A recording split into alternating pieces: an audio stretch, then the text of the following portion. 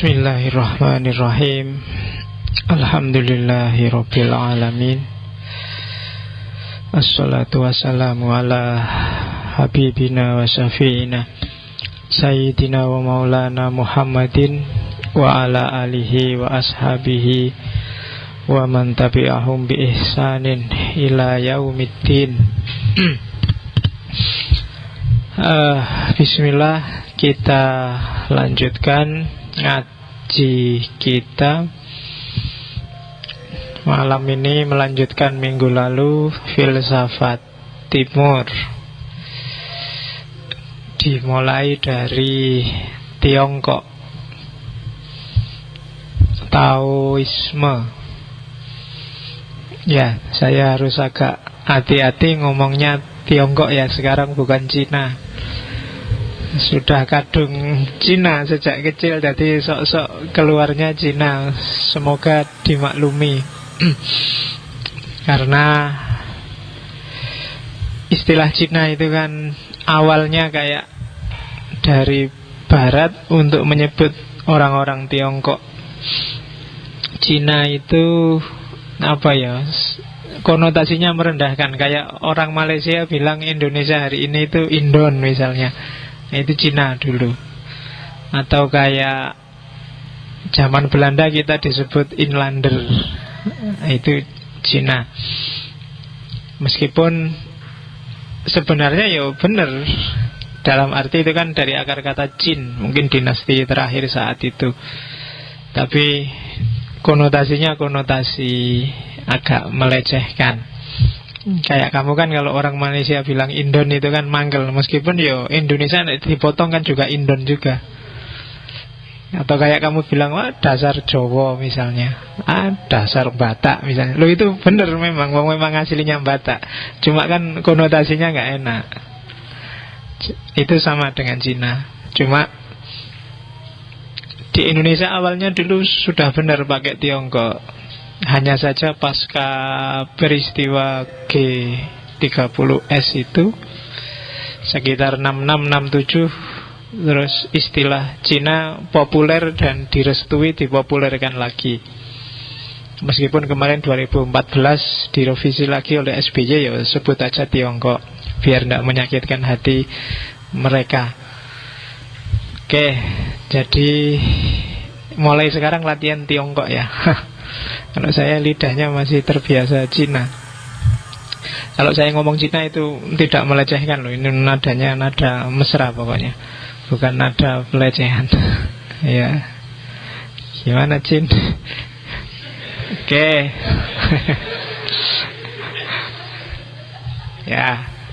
Oke, ya kenapa harus saya mulai dari Cina? Ini ikut sunnahnya Nabi. Jadi utlubul ilma walau bisin. Meskipun ada yang menafsirkan Sin itu bukan Cina. Cina itu kan memang sebutannya bukan Cina dulu, tapi Sindu. Sindu itu yang dirujuk daerah India, Hindustan. Jadi carilah ilmu sampai ke termasuk darat, karena Hindustan kan dikenal spiritualitasnya tinggi. Puncak-puncak peradaban spiritual adanya di India. Jadi ada yang menafsirkan utlubul ilma walau bisin itu bukan ke Cina tapi ke India. Tapi ya monggo lah, intinya kan disuruh nyari ilmu sejauh mungkin. Intinya kan cuma itu. Apakah itu Cina, apakah itu India, tidak masalah. Yang penting nyari ilmu sebanyak-banyaknya. Oke, bismillah, kita awali Taoisme, bagian dari filsafat Tiongkok. Tiongkok banyak sekali. Bahkan ada di era puncak-puncak peradaban Cina itu ada istilah sejuta filsafat. Ada era ketika lahir banyak sekali pikiran-pikiran filosofis khas Tiongkok. Yang jelas filsafat Tiongkok punya beberapa karakter. Yang pertama, seperti saya bilang minggu lalu, khasnya filsafat timur, termasuk filsafat Jawa, itu harmoni. Jadi hidup yang selaras, hidup yang mapan. Jadi bukan progresivitas, bukan maju dan meraih sesuatu, tapi mapan dan seimbang. Itu khas Timur. Saya bilang minggu lalu DNA-mu, karena kamu DNA-nya orang Timur, itu lebih mudah untuk hidup harmoni daripada hidup progresif. Kalau sudah mapan, nyaman, itu kamu biasanya susah sekali untuk diajak ngapa-ngapain sudah.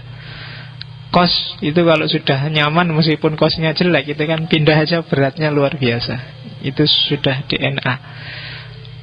Padahal keluar negeri itu mungkin progres, tapi bagi kamu mikirnya bisa berkali lipat karena khawatir kenyamananmu hari ini terusik. Itu khas dunia Timur. Kalau disuruh berubah itu lama prosesnya. Itu khas kita. Jadi ciri pertama, filsafat Tiongkok sama seperti filsafat Timur yang lain, mencari keseimbangan dan harmoni. Yang kedua, konektivitas.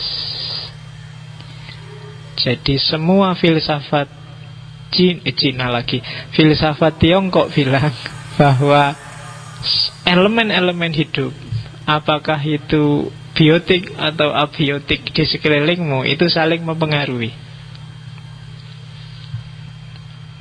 Jadi kondisimu sekarang, apakah itu kondisi fisik maupun kondisi rohani, saling timbal balik dengan lingkungan sekelilingmu. Apakah itu lingkungan manusia yang lain, atau alam semesta, atau hewan, atau tumbuhan.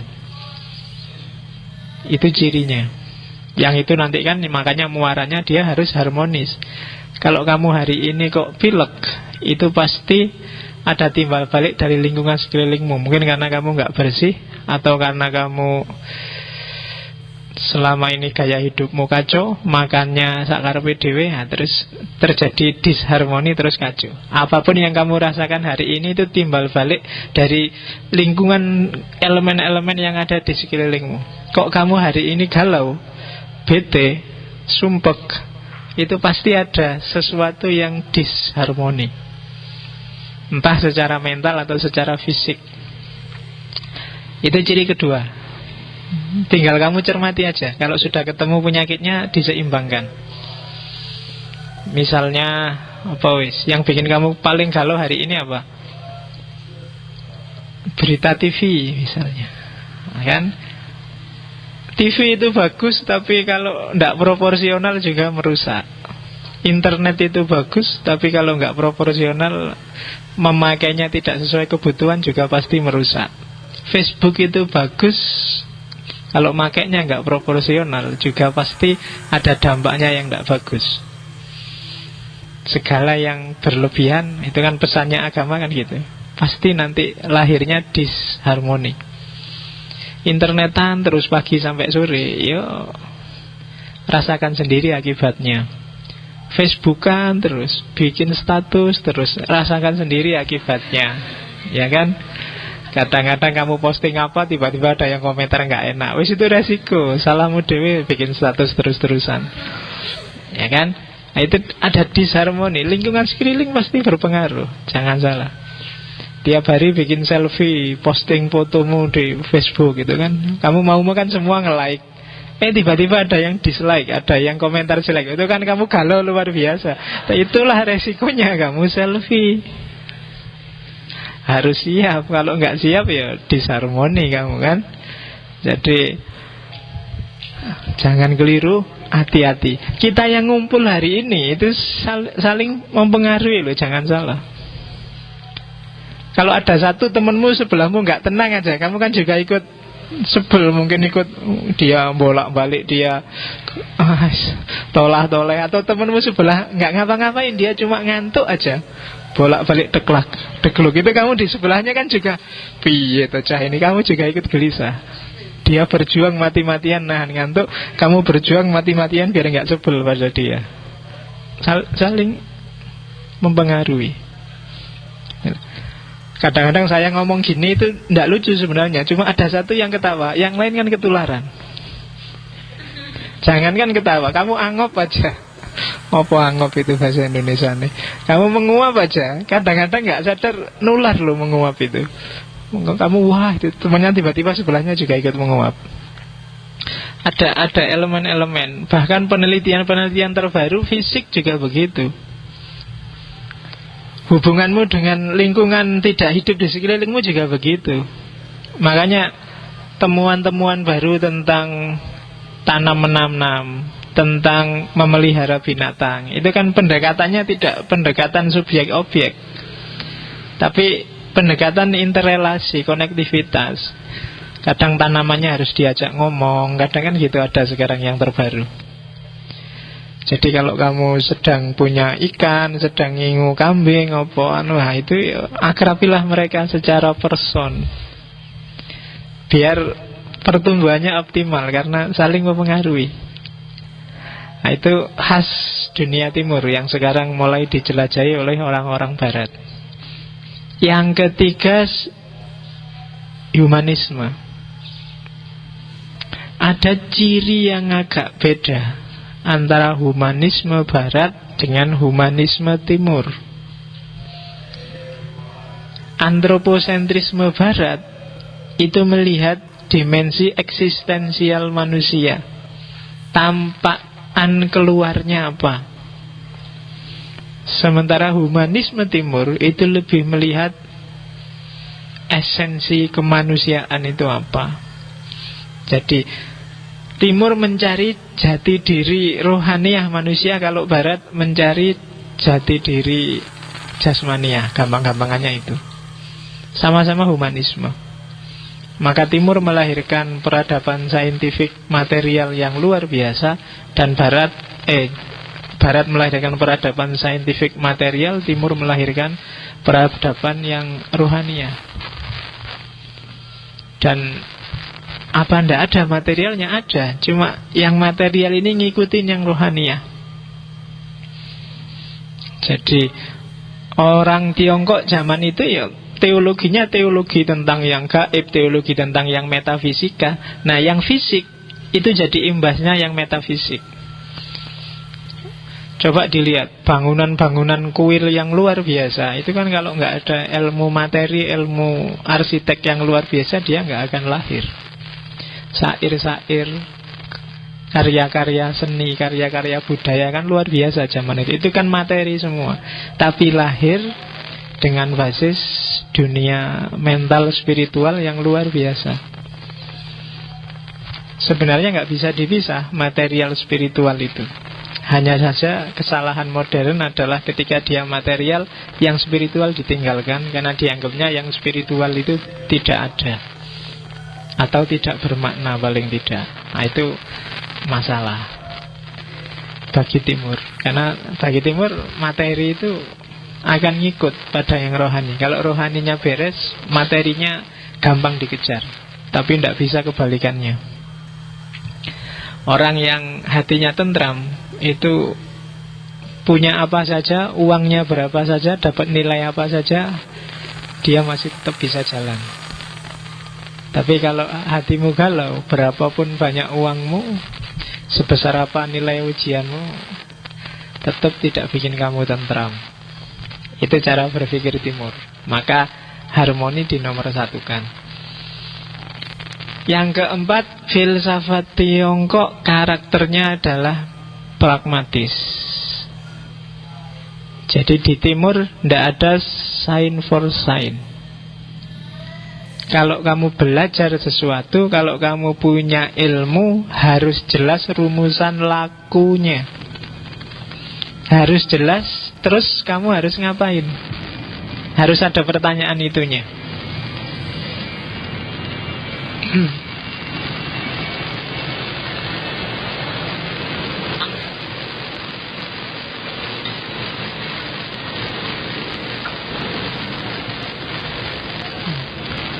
Lama ya nunggu pesawat.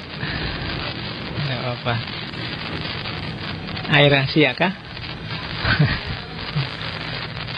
Ya saya sarankan kalau naik pesawat kamu pakai Air Asia. Kompensasinya besar kalau kecelakaan. Iya. Oke. Jadi yang keempat, pragmatis. Harus ada relevansi konkretnya dengan perilaku. Tidak ada ceritanya orang ilmunya tinggi kok jahat. Di timur selalu korelatif, orang jahat itu mesti bodoh dia. Kenapa? Ilmu dia punya korelasi dengan perilaku. Kalau dalam agama, iman itu harus selalu nyambung dengan amal soleh. Nggak boleh ada orang ilmunya tinggi kok perilakunya jahat, berarti dia belum berilmu. Kalau bahasanya orang Jawa, ilmu itu kelakone kanthi laku. Kalau lakumu tidak menunjukkan ilmumu, ya kamu bukan orang berilmu. Jadi tidak sekedar punya ilmu, tapi berilmu itu susah ya. Berilmu itu ilmunya sudah inherent dalam dirimu, integratif. Kayak kamu itu mungkin informasi keilmuannya luar biasa, wong sudah mahasiswa. Tapi secara timur belum disebut berilmu, karena lakumu belum korelatif dengan ilmumu. Jadi kan kamu sudah dapat ilmu macam-macam lah, mulai SD sampai kuliah, ada PMB, PKN, ada matematika, IPS, IPA, tapi kan tidak korelatif dengan perilaku, hanya hafalan, sehingga gampang hilang. Hari ini kamu tak suruh UAN lagi SMA, mesti nggak lulus kabeh. Kenapa? Ilmunya ilmu hafalan, tidak korelatif dengan lakumu. Coba ilmu itu korelatif, itu tidak akan hilang. Diuji kapanpun tetap relevan. Nah itu gaya timur. Jadi intelektualitas itu nyambung dengan perilaku. Maka di timur ulama itu tidak sekedar dia ilmuwan, tapi juga kalau bahasa Indonesianya begawan. Begawan itu ilmunya, perilakunya, nasihat-nasihatnya itu nyambung. Nah itu cirinya timur. Ya kalau kita mungkin lebih banyak gaya barat hari ini. Jadi sign for sign, ilmu ya untuk ilmu. Jadi nyopet juga ilmu, maling juga ilmu, yang penting ada ilmunya. Kan selama ini kamu punya ideologi belajar ilmu maling kan tidak apa-apa, yang penting saya nggak maling kan gitu. Tapi kalau di timur ideologi kayak gitu tidak laku, karena ilmu harus korelatif dengan perilaku. Maka cari ilmu yang baik-baik saja. Kalau kamu belajar ilmu yang jelek-jelek, kalau di timur, meskipun kamu bilang tidak dilakukan, pasti ada pengaruhnya terhadap mentalitasmu.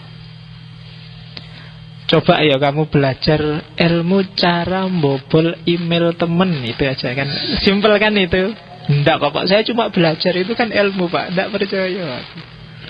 Ya kan, seandainya enggak kamu lakukan bobol, mungkin dengan punya ilmu itu kadang-kadang muncul niat jelek, muncul seandainya tak bobol gimana ya, enggak boleh itu kan wis muncul niat jelek dengan punya ilmu itu. Kamu belajar ilmu maling misalnya, saya cuma belajar kok Pak, tapi kan kadang-kadang muncul hasrat, muncul, ini mobil ini kalau cuma butuh paku satu bisa buka, ini bisa tak bawa ini. Lah pikiranmu kan gitu akhirnya, gara-gara kamu punya ilmu maling, meskipun kamu nggak gitu beneran. Nah itu gaya timur. Maka hati-hati dengan yang kamu masukkan di kepalamu, karena yang kamu masukkan di kepalamu kan sering saya bilang itu menentukan perilakumu. Gayamu hari ini, apa yang kamu lakukan, apa yang kamu pikirkan, itu sebenarnya tergantung apa yang kamu masukkan. Nah itu filsafat timur. Oke, ini gaya yang agak beda dengan barat kemarin. Kalau barat kan hanya lihat tampilan, hanya lihat fisiknya. Oke, sejarah ya itu nulisnya masih pakai Cina-Cina, tidak apa-apa, dimaklumi aja. Itu konotasinya bukan melecehkan loh ya, konotasinya mesra-mesraan. Jadi sejarah Cina itu termasuk salah satu peradaban kuno, bahkan bisa ke belakang sampai 1600 sebelum Masehi terdeteksinya. mulai lahir dinasti. Itu kan luar biasa. Indonesia kerajaan-kerajaan kuno sudah masuk Masehi abadnya. Islam aja masuk sini abad ke-7. Jadi sudah Masehi. Ini 1600 sebelum Masehi. Sudah terdeteksi. Lebih kuno lagi banyak. Kayak yin yang itu sebenarnya ideologi kuno, meskipun nanti dimanfaatkan oleh Tao. Nah, puncak peradaban Cina itu antara 1600 sampai 1911. Jadi mulai 1600 sebelum Masehi sampai 1911 Masehi, sekitar 10 dinasti. Ya wis, pokoknya kalau pengen ngerti sejarahnya ya sering-sering nonton film Cina. Ya mulai kalau Sun Gokong itu sebelum Masehi. Nah, itu kan khas, tidak ada yang kayak gitu. 1912 baru ada Republik Rakyat Cina. Ya mereka dinasti besar dan bagi saya masih tetap bisa melestarikan kebesarannya hingga hari ini. Kan salah satu raksasa di dunia ini dalam bidang apapun, termasuk sains, termasuk ekonomi, termasuk budaya, termasuk itu Cina. Diakui atau tidak diakui. Nah, era jutaan pemikiran, atau ada yang menyebut zaman 100 ahli filsafat, era ketika lahirnya filosof-filosof besar, itu dimulai di era dinasti Zhou. Ya, sekitar 750-an sebelum Masehi. Mengapa lahir para filosof besar? Ketika lahir krisis-krisis. Jadi krisis melahirkan banyak pemikir di era itu. Sebenarnya krisis itu kesempatan luar biasa kita untuk mengasah kepekaan intelektual, kepekaan sosial, kepekaan politik. Karena krisis itu kan menggelisahkan. Kecuali di Indonesia, kita sudah terbiasa dengan krisis. Jadi krisis itu biasa bagi kita. Jadi kalau ada, oh ini negara kok kacau lah, biasa. Nah ini pemerintah kok ruwet, biasa. Sudah sejak dulu gitu. Kita nggak pernah ada pemerintah yang nggak ruwet. Zaman Soekarno, zaman Soeharto, zaman Gus Dur, zaman Megawati, kapan ada pemerintah yang normal? Nggak ada. Jadi kita sudah terbiasa dengan krisis. Makanya tidak lahir banyak filosof, wong biasa kok. Filosof itu kan lahirnya karena luar biasa. Nah, mungkin kalau besok ada pemimpin yang beneran, yang bikin negara nggak ruwet, baru lahir filosof-filosof di Indonesia. Kalau di Cina kebalikannya, era pergolakan politik, perang yang tidak selesai-selesai, melahirkan para filosof besar. Jumlahnya banyak, makanya disebut zaman ratusan ahli filsafat. Ada yang bilang jutaan filosof. Cuma yang paling besar ada 4 aliran. Yang pertama Mohisme, yang kedua legalisme, yang ketiga Taoisme, yang keempat Konfusianisme. Yang hari ini dominan di Tiongkok sebenarnya 3: Taoisme, Konfusianisme, dan Buddhisme, yang hidup sampai hari ini dan dominan. Yang sangat mempengaruhi mentalitas sebenarnya Konfusianisme, akan kita bahas minggu depan. Tapi Taoisme juga hidup, biasanya agak dekat dengan ajaran-ajaran Buddhisme. Mohisme, Mozu juga ajaran-ajarannya kelihatannya agak gabung dengan Taoisme kalau hari ini. Legalisme agak bau Konfusianisme karena pencetusnya ahli politik dan pejabat pemerintahan. Cuma untuk Cina kita angkat 2 saja, Taoisme dan Konfusianisme. Yang Buddhisme nanti ketemu di sumbernya di India. Jadi setelah Cina, Taoisme dan Konfusianisme, kita kembali lagi ke Barat untuk melanjutkan postmodern. Ini harus diseling-selingi biar kamu nggak terjebak barat atau terjebak timur. Karena kalau terlalu lama di timur, nanti lama-lama kamu melupakan realitas hidupmu yang nyata. Tapi terlalu lama di barat, kamu melupakan mentalitasmu. Jadi harus diselang-seling. Oke, malam ini kita ngomong Taoisme. Pencetusnya Lao Tzu namanya, atau Lao Dan, atau Li'er, atau Lao Tzu, atau Lao Tzu. Ya, namanya banyak. Itu sesuai dialeknya.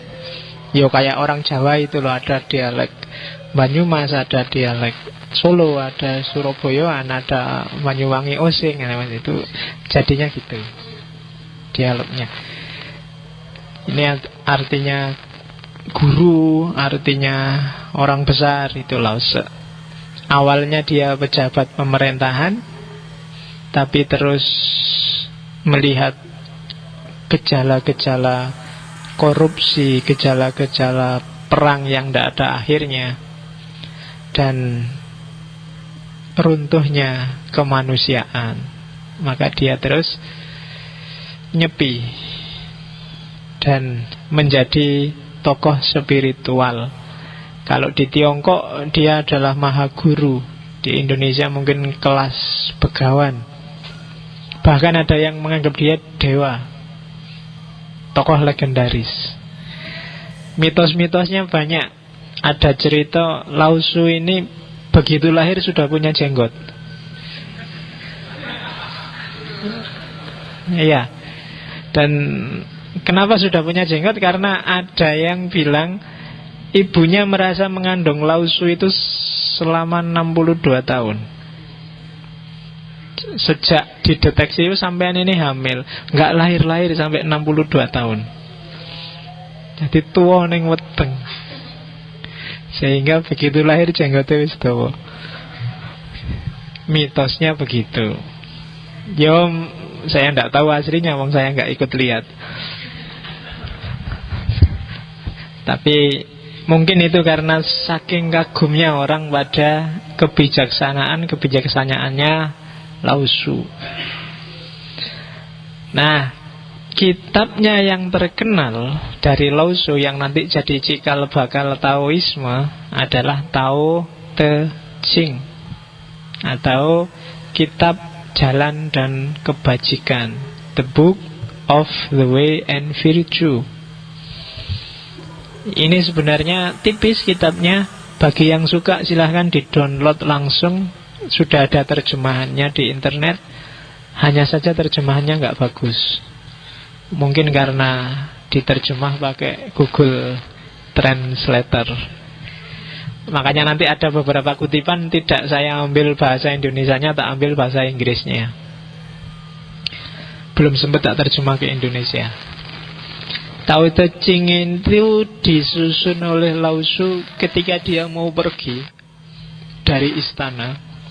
Di tengah jalan dicegat oleh sahabatnya, pejabat istana juga, namanya Yin Xi. Yin Xi ini, mbok saya ditinggali kebijaksanaanmu untuk jadi pedoman hidup kita bareng-bareng. Akhirnya dia nulis sekitar 5.000 karakter.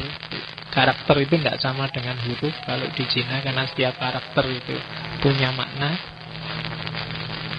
yang nanti melahirkan Tao Te Ching. Disusun selama 3 hari. Dan itu nanti yang kita jelajahi isinya kitab Tao Te Ching yang jadi sumbernya Taoisme. Oke, sebelum masuk ke Taoisme perlu dicatat kalau saya ngomong Taoisme itu tidak sama persis dengan agama Tao, tidak sama persis dengan populer traditionnya Tao, tapi mungkin lebih masuk ke filsafatnya. Karena Tao itu ada agamanya, ada populer traditionnya, ada filsafatnya. Yang populer tradition itu mungkin yang kalian kenal lah, ada Feng Shui. Nah, rumah harus ngadep kemana, enaknya keluar rumah jam berapa. Kalau kamu naruh kamar tidur di depan pintu sehat apa enggak, itu feng shui. Jadi ya itu punya kalkulasi-kalkulasi sendiri. Kenapa masjid ini rasanya longgar, rasanya nyaman kalau masuk, kok nggak sama dengan rumahmu? Padahal ukurannya mungkin sama besarnya. Itu ada pengaruh feng shui. Mungkin pintunya, posisinya, dan lain sebagainya. Itu populer tradisinya tahu. Atau mungkin ada yang pernah dengar tai chi. Itu sumbernya juga tahu. Baik yang ilmu tenaga dalam, ilmu silat, ilmu pedang, kan ada semua tai chi. Atau pengobatan-pengobatan tradisional gaib. Kalau sering nonton film Cina sing bangsane vampir-vampiran, ada jimat, ada itu tahu. Ya. Jadi ya kalau di sini pengobatan sinse itu tahu. Itu populer tradition. Kita nggak akan menjelajahi itu. Kalau yang tertarik ya silahkan. Bagi yang suka akik, nah itu belajarlah feng shui, belajarlah tahu, nanti ngerti cocoknya kamu pakai batu apa. Nggak asal akik. Kalau asal akik, jangan-jangan akiknya itu nggak nyambung sama dirimu, jadi pengaruhnya negatif malahan. Jadi harus belajar. Kamu lahirnya tahun berapa, siomu apa, terus gayamu apa, terus pantasnya pakai batu jenis apa. Itu feng shui. Kalau nilaimu jelek terus, jangan-jangan akikmu salah. Nggak nyambung sama pribadimu. Kamu pakai akik apa, harusnya pakai akik apa. Nyari pacar kok nggak dapat, jangan-jangan feng shui-nya keliru. Kamar kosnya mungkin harus ganti, kamu nggak di situ. Itu feng shui. Ada yang sebagai agama, termasuk di kuil, kan ada kuilnya sendiri yang tahu. Ini tokohnya. Ini lukisan sangat terkenal tentang Lao Tzu. Jadi waktu dia keluar dari istana itu dia naik kerbau. Dan ilustrasinya seperti itu. Tokoh-tokoh besar tahu, mungkin pernah dengar. Chuangzi itu muridnya yang paling terkenal. Ahli filsafat dari Tao itu Chuangzi. Atau Zhang Shangfeng. Mungkin ada yang pernah lihat Tai Chi Master. Meskipun itu fiksi, tapi yang diceritakan bukan fiksi. Dia ahli bela dirinya Tao. Dia yang menemukan Tai Chi Chuan. Jadi ahli bela diri, biasanya kayak orang pakai tenaga dalam. Kelembutan mengalahkan kekerasan. Itu Zhang Shangfeng. Modelnya seperti itu. Terus ada yang ahli pengobatan, Kahong, dan ahli astronomi, Tao Hong Jing. Itu orang-orang yang jadi tokoh besarnya Taoisme. Ini kalau yang tahu yang agama, dia punya dewa, namanya Taisang Laoju. Dewa tertingginya agama Tao. Yang bawa kipas. Yang suka nonton Sun Gokong pasti ketemu orang ini. Ya. Oke. Jadi ciri khasnya dewanya Taoisme. Jadi jangan salah, itu bukan fiksi kamu nonton film itu dewanya, agamanya. Oke. Yang bawa kipas ada gambarnya Yin Yang. Oke, kita masuk ke filsafatnya sekarang. Saya nggak bahas agamanya ya, jadi kita nggak akan sibuk dengan ritual-ritualnya Taoisme. Kita masuk ke kitabnya Tao Te Ching. Apa sih Tao? Sejak tadi Toa Tao. Apa Tao itu? Kamu kenal Cao, Tao nggak kenal. Tao adalah tidak bisa didefinisikan. Kalau kamu baca Tao Te Ching, tidak bisa kamu mendefinisikan Tao. Nggak ada definisinya. Susah ya terus. Kalau ini yang tak tulis di situ, Tao adalah itu hasil penelitian Ya para ilmuwan setelah baca-baca, oh berarti tahu itu hidup kan. Itu kesimpulan mereka. Tapi tidak terdefinisikan. Kalau ada orang tanya, tahu itu apa? Tidak ada definisinya. Jalani aja hidupmu apa adanya. Nanti kamu akan ngerti sendiri apa itu tahu. Itu kan membingungkan. Tahu adalah kenyataan terakhir. Susah ya. Kalau bahasa Jawa mungkin lebih pas. Tahu adalah kasunyatan,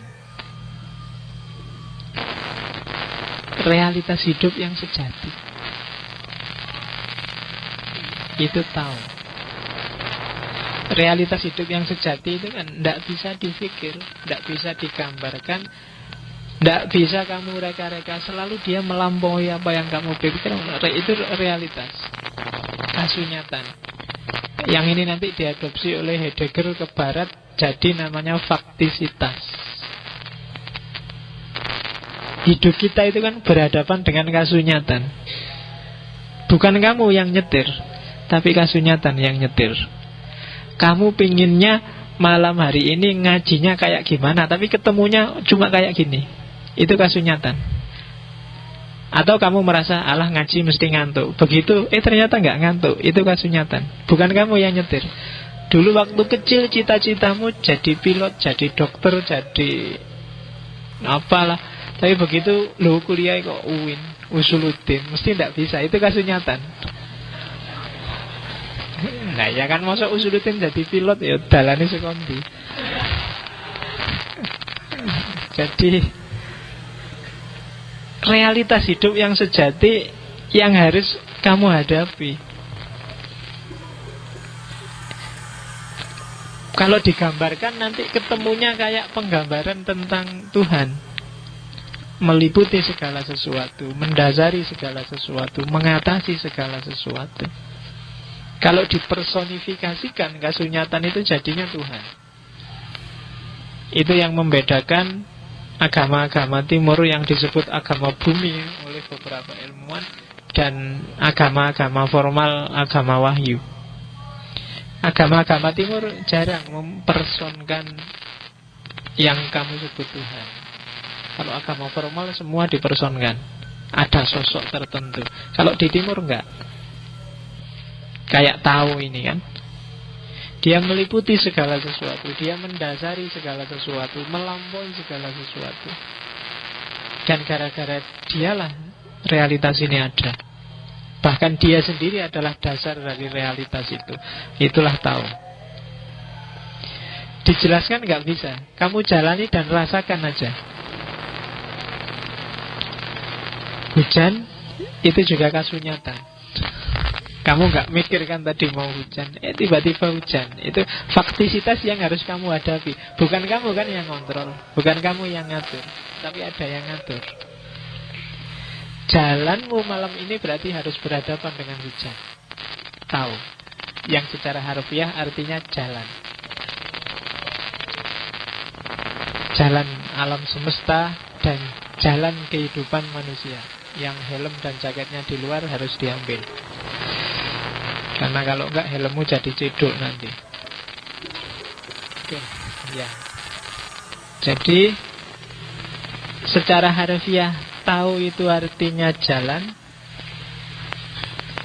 Jalan alam semesta, jalan hidupnya manusia, dan jalan dari kenyataan yang sejati. Itulah tahu. Nah, ini jangan ditanyakan definisi tepatnya apa. Dia tidak bisa didefinisikan, hanya bisa dipahami dengan cara apa? Direct experience, dengan cara huduri, pengalaman langsung. Kalau kamu ingin merasakan tahu, hiduplah yang benar, jalani hakikatmu sebagai manusia yang benar. Kamu akan mendapatkan tahu. Jadi itu yang pertama. Oke, jalan yang kayak gimana sih? Tahu itu di Tao Te Ching dijelaskan, untuk kamu kenal tahu, tempuhlah jalan alami.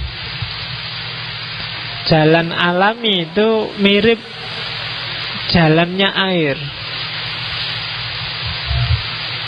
Jadi air itu kan dia selalu patuh pada karakter alaminya dia. Hujan ini kan termasuk bukti analogis dari tahu. Air itu kan selalu adaptif. Dia tidak pernah menolak takdir yang dijatuhkan pada dirinya. Kadang-kadang dia dikasih teh, dikasih gula, jadilah teh, terus diminum. Dia tidak pernah memberontak. Nasibnya baik, dia diminum. Atau ada yang jadi hujan, nanti masuknya ke got. Ada yang di kamar mandi, nasibnya agak jelek, dia takdirnya harus, tapi nggak memberontak. Dia ngerti jalannya memang harus seperti itu. Padahal dia kuat luar biasa loh. Kalau dia mau, alam semesta bisa hancur oleh kekuatannya. Masih ingat tsunami, masih ingat banjir. Tapi kalau terjadi banjir dan macam-macam, itu bukan karena dia. Dia hanya ikut takdirnya. Karena kamu yang menebangi pohon, maka lahirlah banjir. Alam jadi tidak harmonis. Jadi air dia kuat, tapi luas, dan mau menerima takdir dirinya. Ciri pertama.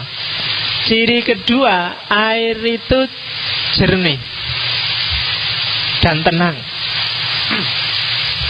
Tidak ada air kotor. Yang ada air yang dikasih kotoran, air yang dikotori. Tidak ada air cemar. Yang ada air yang dicemari. Semua makhluk hidup, katanya tahu, dasarnya adalah jernih dan tenang. Termasuk manusia. Tidak ada manusia jelek, tidak ada manusia rusak. Yang ada adalah manusia yang dirusak atau merusak dirinya sendiri. Nah, itu tahu. Oke, jadi analoginya air. Nanti di banyak bait yang ada di Tao Te Ching itu cerita tentang dahsyatnya, luasnya, kuatnya, dan jernihnya air. Termasuk bermanfaatnya air. Oke, masuk.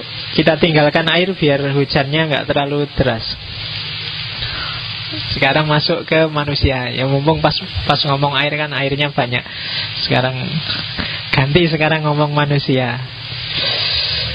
Oke, gimana sih cara hidup manusia yang berpola air itu? Yang pertama adalah ikuti jalanmu secara alamiah. Maka kunci pertama untuk menjalankan tahu adalah kenali dirimu yang sejati. Siapa kamu? Janjane watekmu itu apa? Kayak gimana sih? Cirimu itu apa? Kenali dan ikuti jalanmu. Jadi orang yang kenal dirinya dan mengikuti jalannya, hidupnya akan stabil. Tidak akan gampang protes, nggak gampang galau, nggak gampang ngamuk. Kalau sukses dia nggak terlalu seneng, kalau gagal dia nggak terlalu sumpek. Kenapa? Karena dia tahu itu sudah jalannya. Dalane wis ngono arep piye meneh. Yang penting kamu sudah melakukan sesuai jalanmu. Kuliah saya sudah belajar Pak, wong tugasnya mahasiswa itu belajar. Saya sudah ngumpulin semua tugas yang diperintahkan. Dan ujian juga sudah mati-matian garap. Jalanku sudah ketumpuh. Hasilnya wallahu a'lam bishawab, silahkan kasunyatan yang ngatur. Lulus ya memang wis dalane ngono, ndak lulus ya memang dalannya gitu. Itu tahu. Kok nilainya jelek? Mungkin jalannya harus melalui nilai jelek, baru ada sesuatu yang lain yang akan lahir. Jangan dipaksa. Jangan nilai jelek terus ngamuk-ngamuk terusan. Atau jangan nilai jelek terus wah besok gak belajar lagi. Biar aja. Yang penting jalanmu sudah kamu tempuh. Itu gayanya tahu. Punya pacar kok putus, ya mungkin jalannya memang harus gitu. Yang penting kan kamu sudah melakukan yang harus kamu tempuh, dan tidak melakukan yang jangan ditempuh. Pokoknya kan kamu sudah SMS, sudah antar jemput, sudah mention tiap hari, sudah. Nah, urusan selanjutnya kok putus itu wallahu a'lam bishawab. Biar Allah yang ngatur. Itu jalan. Jadi ikuti jalanmu. Kalau sukses jangan sombong, wong itu bukan karyamu. Realitas yang menggiring kamu jadi sukses. Kalau gagal jangan putus asa, itu juga bukan karena dirimu, tapi realitas yang membawa kamu jadi gagal. Mungkin dengan gagal itu ada target selanjutnya yang akan lahir. Kalau tidak melewati gagal, tidak akan lahir yang sudah diatur skenarionya oleh kasunyatan. Yang kalau dalam Islam kan kita menyebutnya Allah. Banyak kan orang yang gara-gara gagal terus jadi luar biasa. Untung kamu kemarin putus, coba nggak putus, kamu nggak kumlot mesti kuliahnya. Nah itu kan untung kamu nggak punya pacar. Untung kamu kemarin nggak lulus kuliah. Coba kamu lulus, kamu nggak ketemu sama dosen yang ini misalnya. Kamu harus ngulang. Dan dengan ketemu dosen ini kamu dapat sesuatu yang berguna untuk hidupmu besok. Itu yang ngatur kasunyatan. Jadi jangan dipaksa. Jangan memaksa realitas untuk bunyi sesuai kehendakmu. Biarkan realitas membunyikan dirimu agar harmoni dengan lingkungan sekelilingnya. Itu gaya tahu. Nah, itu tidak gampang. Kamu harus pinter identifikasi diri. Oke ya. Jadi itu jalan manusia. Sudah ada garisnya di langit menurut tahu. Setiap orang punya jalannya sendiri-sendiri. Tempuhlah jalan itu, tidak usah peduli hasilnya. Kalau orang tanya, kenapa harus ngaji? Ngaji aja. Hasilnya, kamu ngaji bertahun-tahun kok nggak pinter-pinter, ya nggak apa-apa. Yang penting ngaji. Urusan hasil, wallahu a'lam bishawab. Wong yang belajar serius juga nggak pinter-pinter kok. Banyak. Tuh loh. Biar aja, yang penting tetap kamu belajar. Pinter itu takdir, tapi sungguh-sungguh belajar itu ikhtiar. Ikhtiar itu berarti menempuh jalan. Jadi sukses itu takdir, tapi rajin dan malas itu ikhtiar. Nah, itu kombinasi antara Qadariyah dan Jabariyah. Jadi harus kamu tegaskan itu. Enggak semuanya takdir, enggak semuanya takdir rusak. Hidup ini kan itu kayak zamannya kemarin tak ceritain, zamannya Umar bin Khattab ada maling dipukuli orang sak kampung dia. Loh ini kan takdir kok saya dipukuli. Jalanku kan maling memang, takdirku maling. Wong saya maling kok dipukuli. Terus Umar kan enggak mau kalah, dijawab, "Loh, aku mukuli kamu ini juga takdir. Takdirku sekarang memukuli kamu, jadi kamu jangan komplain kalau dipukuli." Itu sebenarnya wilayah ikhtiar memang. Gitu loh. Kamu tidak bisa ngontrol hasil. Ikhtiarmu maling, bisa sukses. Maling bisa nggak sukses. Kalau nggak sukses ya ketemu orang banyak dan dipukuli. Jadi hasil bukan kita yang kontrol, tapi jalan. Kalau nggak kepingin dipukuli ya jangan maling, kan itu aja. Masing-masing ada jalannya. Itulah jalannya manusia. Nah, ini simbol paling terkenal dari Tao. Jadi yin yang, dualitas, dualisme. Alam semesta ini selalu sifatnya berpasangan. Dan pasangan-pasangan ini harus ada demi keseimbangan. Kalau tidak, yang lahir adalah ketidakseimbangan dalam hal apapun. Bedanya sama Barat, kalau Barat melihat dualitas itu konflik, tapi kalau Timur melihat dualitas itu komplementer. Kalau Barat, mungkin karena kamu terpengaruh Barat, melihat benar dan salah, siang dan malam, baik dan buruk, apalagi indah dan tidak indah, itu sesuatu yang konflik. Kalau bagi Tao, enggak. Itu bukan sesuatu yang konflik, yang saling kalah mengalahkan, tapi saling komplementer.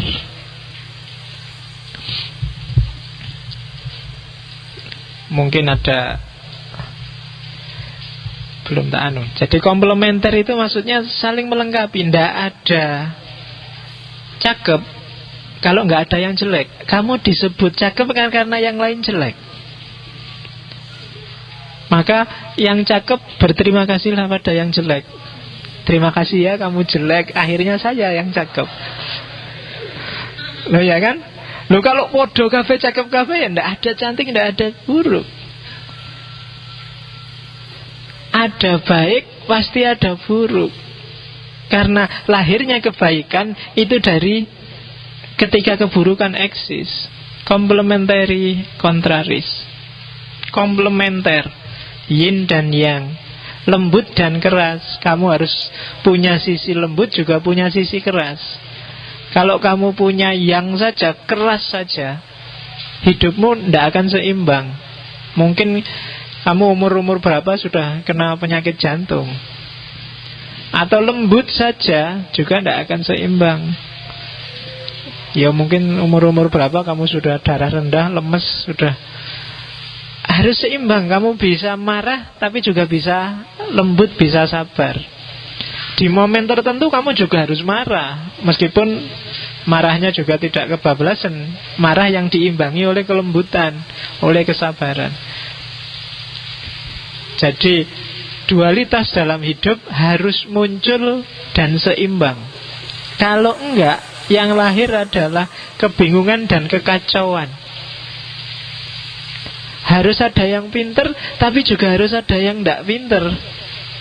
Kalau pinter semua justru bumi ini rusak. Coba aja.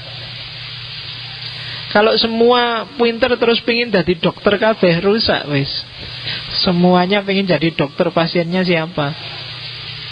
Kalau pinter filsafat, filosof kabeh apa meneh. Tiap hari gue kiran debat filsafat terus, tambah rusak dunianya. Ya kan? Pinter semua jadi arsitek semua, sing jadi tukang batu ndak ada, yang ngangkut-ngangkut ndak ada. Ndak. Dunia harus complementary contraries. Antara variabel yang bertentangan itu saling mengisi, saling melengkapi. Dari situlah nanti dunia berputar. Jadi kalau ada yang jelek, kalau ada yang buruk, itu semua skenario dari kasunyatan biar dunia ini seimbang. Misalnya apa wis kamu baca cerita, coba baca-baca Ramayana apa Mahabharata atau nonton sinetronnya. Itu kan adanya Rahwana, Duryodhana, itu kan melahirkan banyak sekali kebijaksanaan-kebijaksanaan. Mahabharata itu kan pembersihan besar-besaran, karena memang manusia secara umum sudah rusak zaman itu kan ideologinya orang Hindu. Harus ada semacam perang dunia untuk membersihkan yang jelek-jelek. Dan itu kalau tidak ada Duryodhana dan kawan-kawan, skenario ini nggak akan jalan. Kalau nggak ada Abu Jahal, Abu Lahab dan kawan-kawan, skenario kemuliaan seorang Nabi Muhammad juga tidak akan jalan. Jadi komplementari kontraris, saling melengkapi.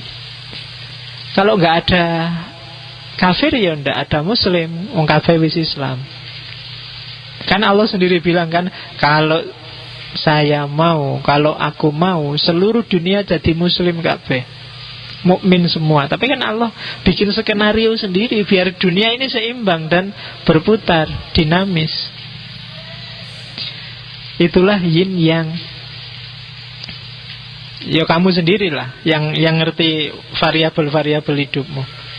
Kadang-kadang terlalu yin atau terlalu yang, maka cepet-cepet bikin keseimbangan, baik fisik maupun mental. Oke. Nah, itu filosofi pertama yang sangat terkenal. Filosofi kedua namanya Wu Wei. Wu Wei ini, setelah kamu paham keseimbangan, apa sih yang harus dilakukan adalah Wu Wei. Wu Wei ini banyak disalahpahami. Wu Wei itu maksudnya jangan melakukan apa-apa. Wu Wei ini kayak kamu kalau punya prinsip, Pak, hidup itu mengalir sajalah, Pak. Nah, itu Wu Wei.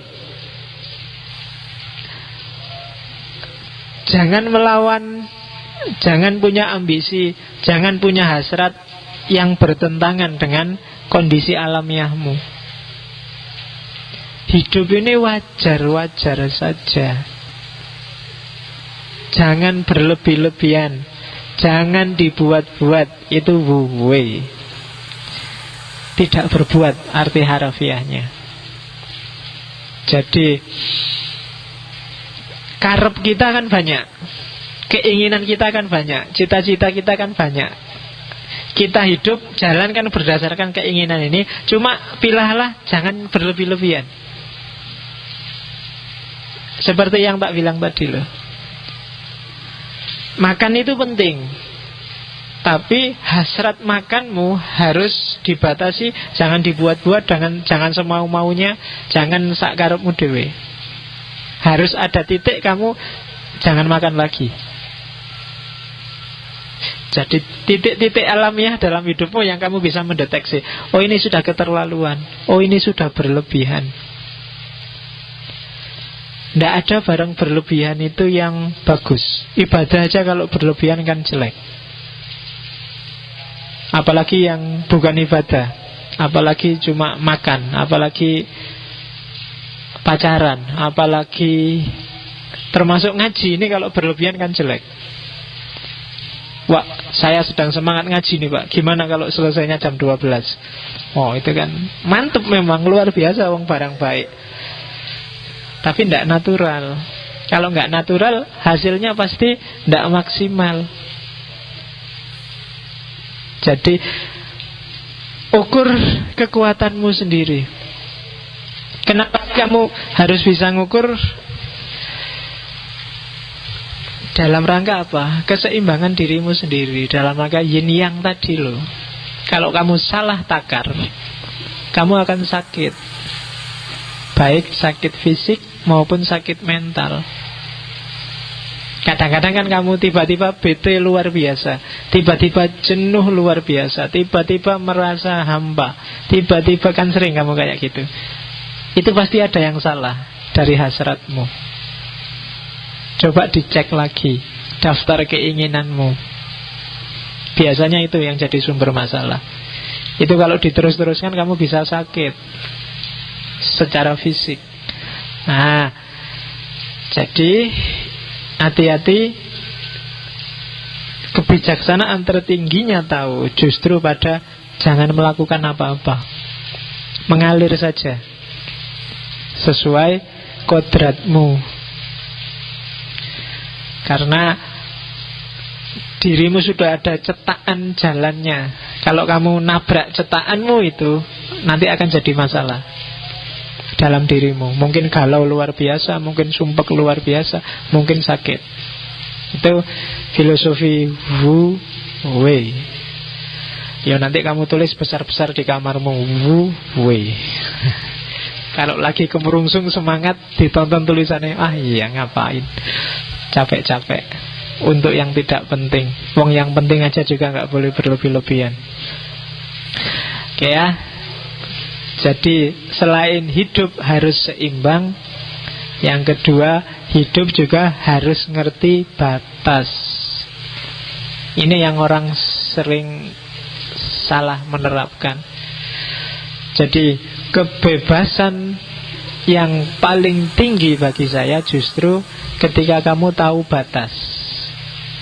Ketika kamu nggak tahu batas, justru kamu nggak bisa bebas. Diinget-inget itu. Demo ya demo, tapi harus ngerti batasnya. Ya sekali-sekali kalau demo bawa tulisan Wu Wei. Jadi biar ngerti batas. Iki demo karepe apa? Jangan-jangan malah kontraproduktif loh, kan gitu. Oke ya.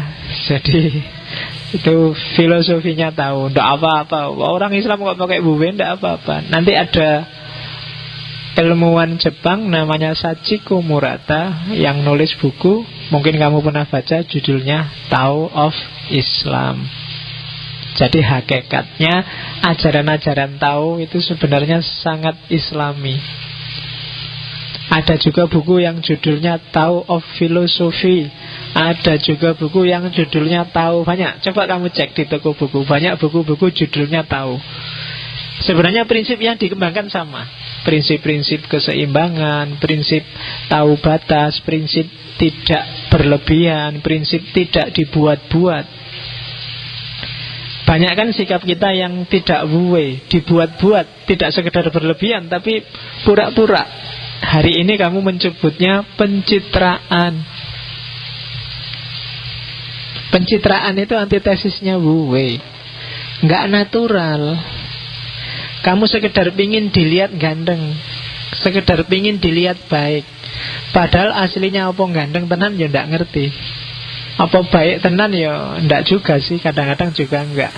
Nah itu antitesisnya dari ini, pura-pura. Ya kalau dalam agama kan istilahnya lebih serem, namanya munafik, menampilkan yang tidak aslinya. Oke. Selanjutnya,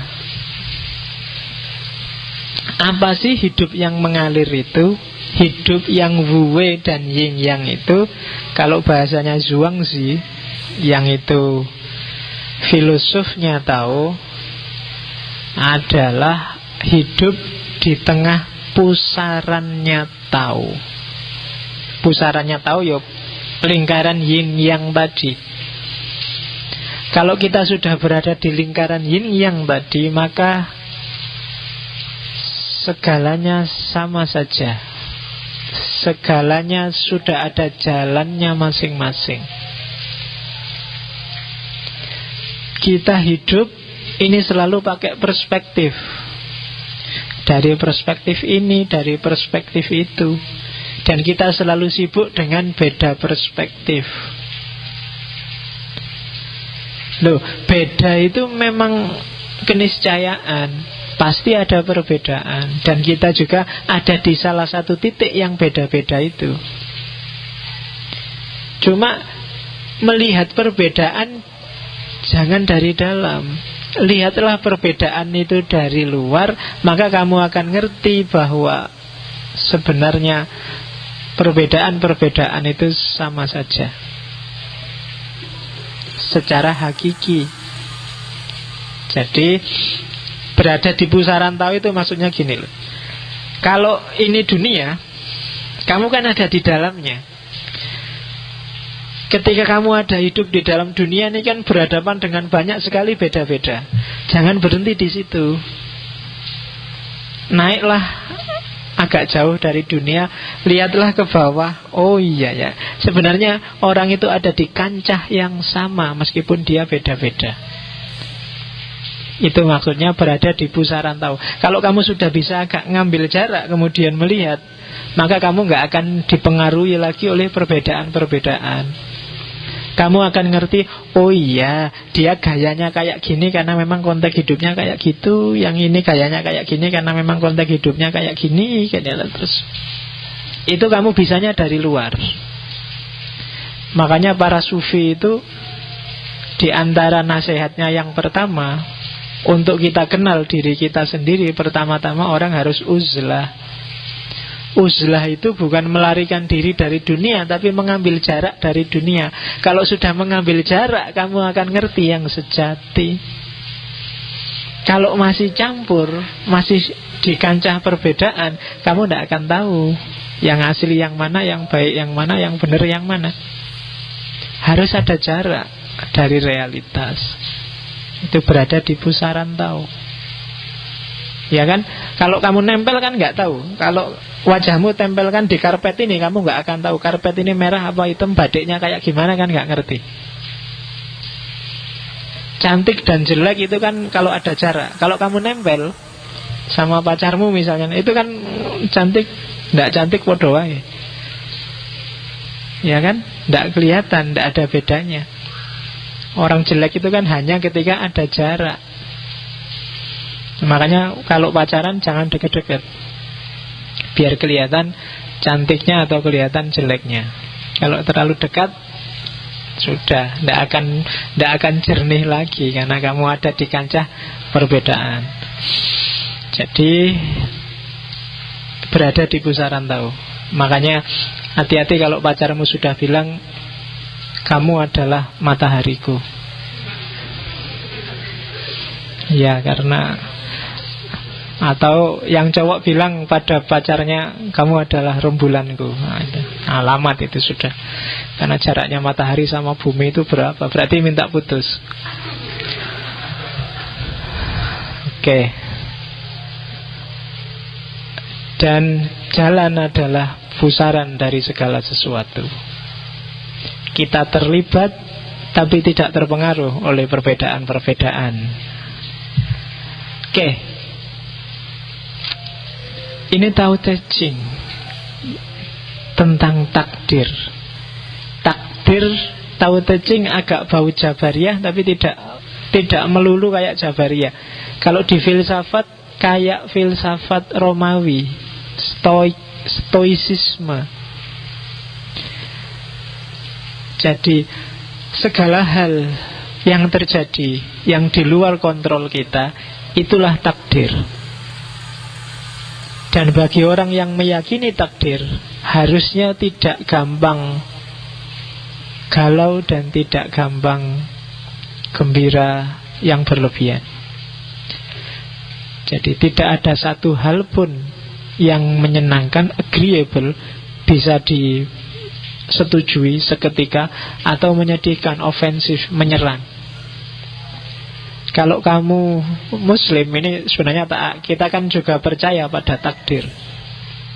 Orang yang percaya takdir harusnya tidak bisa sombong dan tidak bisa galau.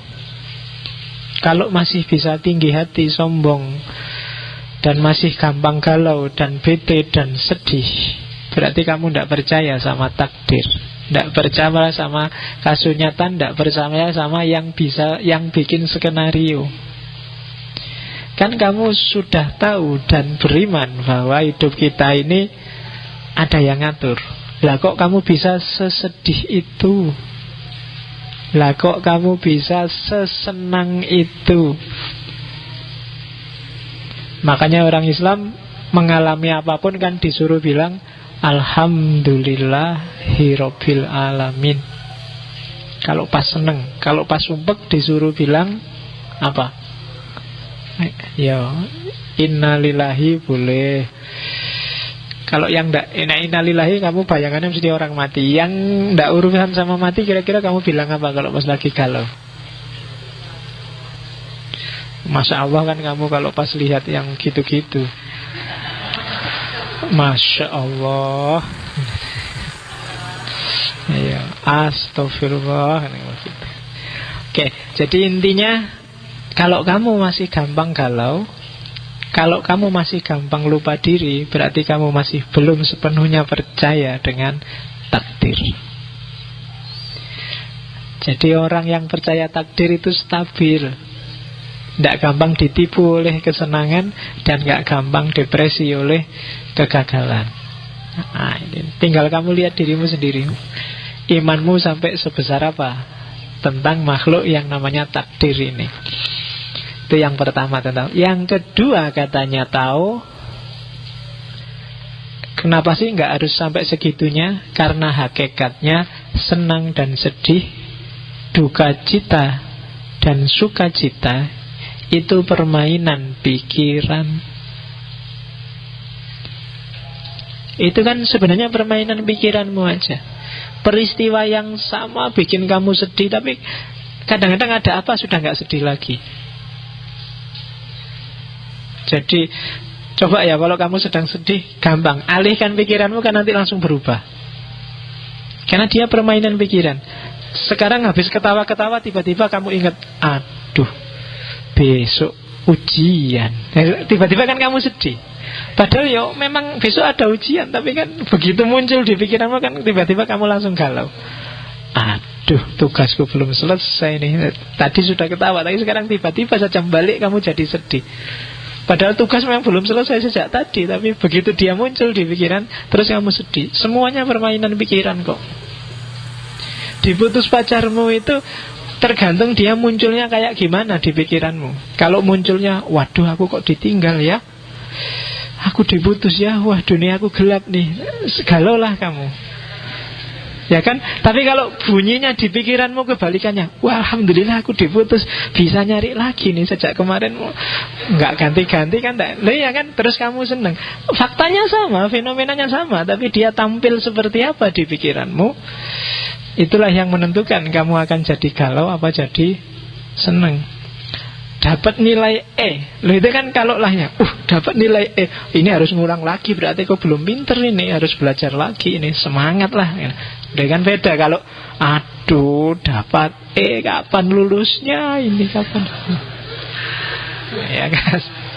Loh, tergantung membunyikannya, maka sedih, seneng, galau, bete, itu sebenarnya permainan pikiran kok. Semuanya ada di pikiran. Buktinya apa? Kadang-kadang kamu heran, misalnya ada temenmu, loh besok loh kamu ujian, kamu bisa ketawa-ketawa, aku kok nggak bisa ya, aku kok sumpah luar biasa. Ya karena cara dia menangkap, memahami fenomena ujian di pikirannya beda. Jadi kuncinya berarti apa? Pikiranmu. Jangan mudah dipengaruhi oleh suruhan senang atau suruhan sedih. Tinggal kamu ubah dikit angle berpikirnya, sudah selesai. Makanya kan ada cerita sufi yang ceritanya Nasrullah sama Timurlang itu kemarin. Cerita sufi yang menunjukkan gimana dasarnya pikiran. Kalau diadaptasi zaman modern, ceritanya kayak gimana ya? Misalnya ke mall ya, ada suami istri ke mall. Jadi suaminya ini belanja, istrinya belanja. Perempuan kan kalau belanja sudah lupa daratan. Nah, terus ada SPG cakep. Terus suaminya bilang, mbak sini sebentar mbak, ngobrol sama saya sebentar ya. Sebentar aja, yang penting istri saya lihat. Nah, terus dia ngobrol, ngapain sih pak kok ngobrol sebentar? Nggak apa-apa sih, kalau istri saya lihat saya ngobrol sama sampean, pikirannya nanti sudah nggak tentang belanja lagi, tapi tentang saya yang ngobrol sama sampean. Ya kan? Itu mengalihkan pikiran. Nah itu kamu juga gitu, kalau sedih coba cari alihkan pikiranmu, arahkan kemana. Pikiranmu kan gitu. Kadang-kadang tiba-tiba kamu galau. Ngapain sih kamu galau? Jokowi itu loh. Lihat ngapain nganggur-nganggur kamu kok mikir Jokowi? Jokowi gak mikir kamu. Kamu marah-marah kamu. Itu kan pikiranmu.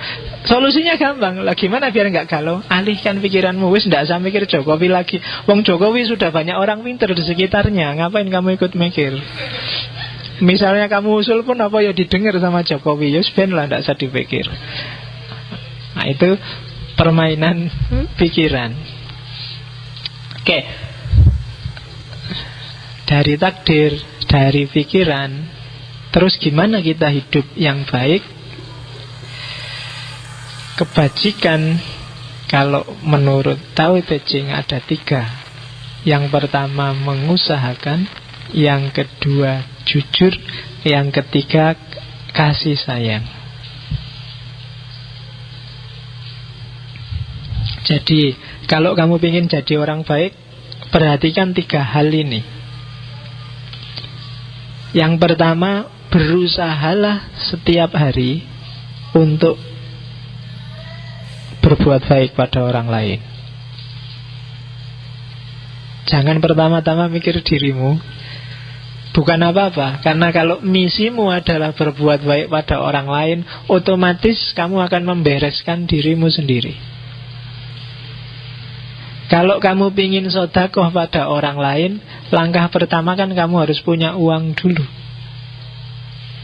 Kalau kamu ingin menghibur orang lain, untuk bisa menghibur kan kamu harus tentram dulu. Apa bisa kamu yang galau menghibur orang? Tapi kalau misinya hanya dirimu sendiri, ujungnya egois. Mungkin kamu tentrem, tapi keberadaanmu bisa menyusahkan orang. Tapi kebajikan itu adalah T. T itu artinya 3 itu. Yang pertama mengusahakan, yang kedua jujur, yang ketiga kasih sayang. Jadi misimu harus tidak untuk dirimu sendiri, karena ketika misimu untuk orang lain, otomatis dirimu sendiri juga beres. Kalau sekedar untuk dirimu, ya tidak menjamin yang lain juga kena imbas kebajikanmu. Tugu. Yang kedua jujur. Jangan dibuat-buat, jangan dibikin-bikin.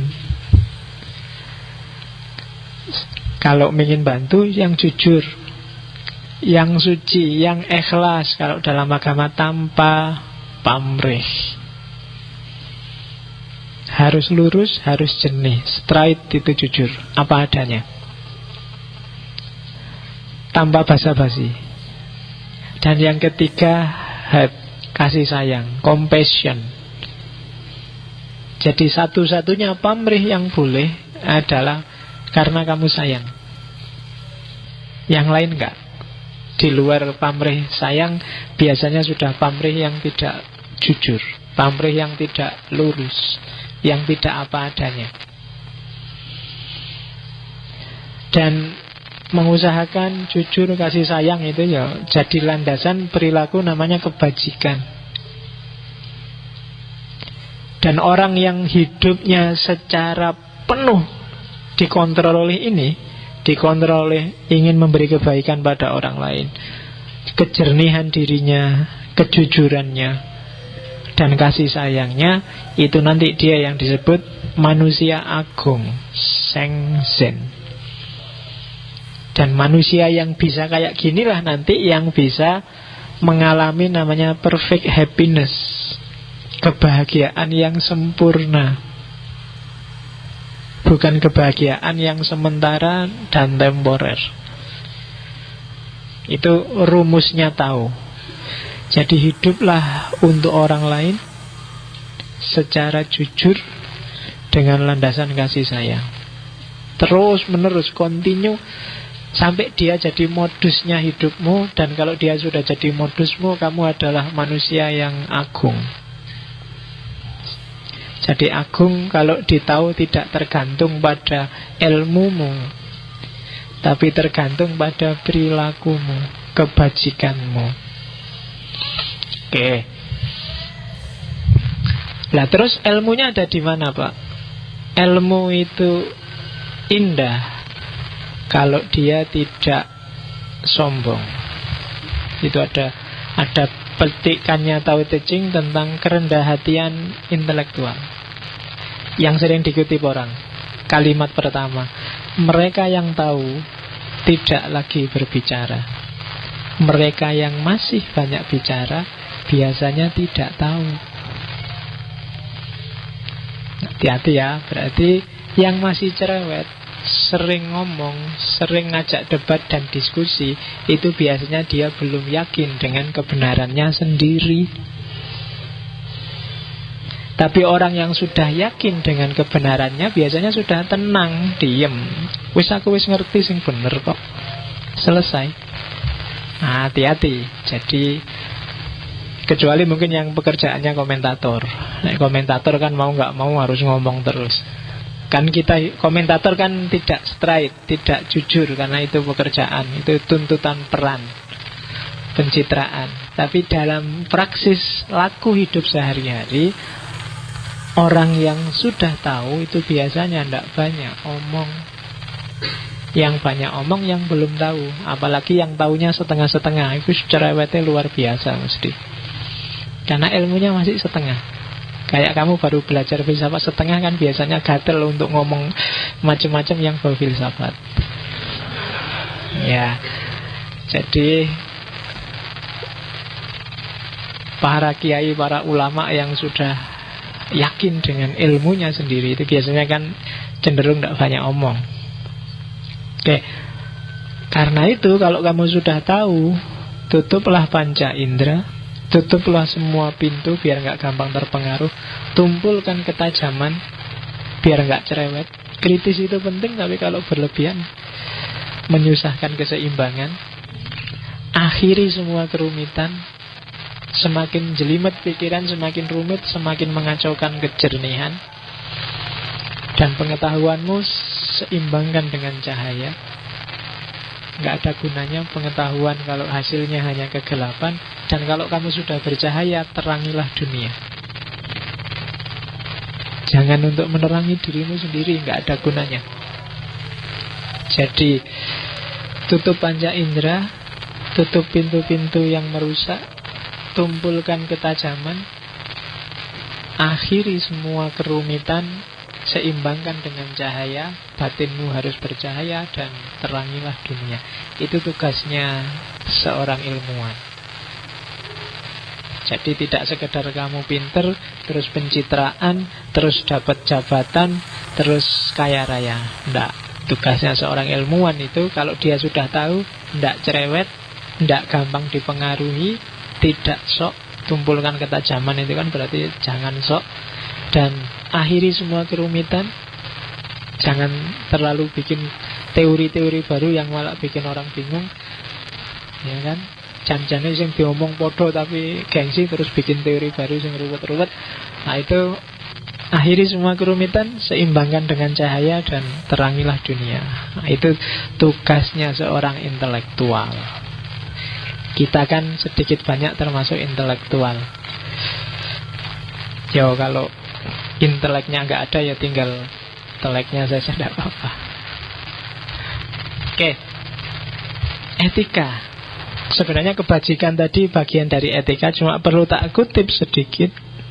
Itu fase yang penting. Gimana caranya bikin dunia ini seimbang dan harmonis. Yang pertama, terhadap orang yang berbuat padaku, berbuat baik padaku, aku seorang baik. Terhadap yang berbuat tidak baik kepadaku, aku tetap seorang baik. Sehingga seluruhnya menjadi baik. Terhadap yang jujur padaku, aku seorang jujur. Terhadap yang tidak jujur kepadaku, aku tetap seorang jujur. Sehingga seluruhnya menjadi jujur. Jadi berbuat baik, berbuat jujur itu tidak boleh bersyarat. Harus jujur ya jujur, baik ya baik, tidak boleh. Kalau kamu baik padaku, ya aku baik padamu. Tapi kalau kamu curang, ya aku curang. Itu namanya bukan berbuat baik, tapi dagang. Kamu minta balasan yang sama. Tidak. Berbuat baik bukan transaksi. Kamu kemarin ngomong jelek tentang aku kan, sekarang aku cuek padamu lah. Itu namanya transaksi. Kamu ngomong jelek atau ngomong baik, tetap aku akan baik padamu. Itu etika. Kalau enggak, yang terjadi dagang. Nanti bales-balesan terus. Kamu kemarin ngomong jelek, sekarang aku enggak mau ngomong padaku. Kamu enggak mau ngomong, enggak paten, aku juga enggak mau teman sama kamu. Terus akan ada rangkaian perbuatan jelek pada akhirnya. Nanti akhirnya kayak film India. Simbahnya balas dendam bapaknya, bapaknya balas dendam anaknya, anaknya yang balas dendam cucunya. Tidak selesai-selesai. Kalau ada orang tidak jujur, terus kamu tidak jujur, yang selanjutnya pasti tidak jujur juga. Kebohongan, yang selanjutnya pasti kebohongan lagi. Maka biar seluruhnya jadi jujur, biar seluruhnya jadi baik, kebaikan dan kejujuranmu harus tambah syarat. Nah, itu baru disebut orang baik, baru disebut perilaku yang etis, etika. Oke, selanjutnya. Nah, ini yang tadi cabang populer. Yang fisik, tadi kan ngurusi yang batin. Nah, yang fisik, kalau katanya tahu, kuncinya energi fisik itu ada pada namanya Qi. Qi itu manifestasinya ada pada nafas, udara. Nah, itu jadi dirimu itu selain fisik yang bisa disentuh, ada medan energi namanya Qi. Dan ini harus seimbang.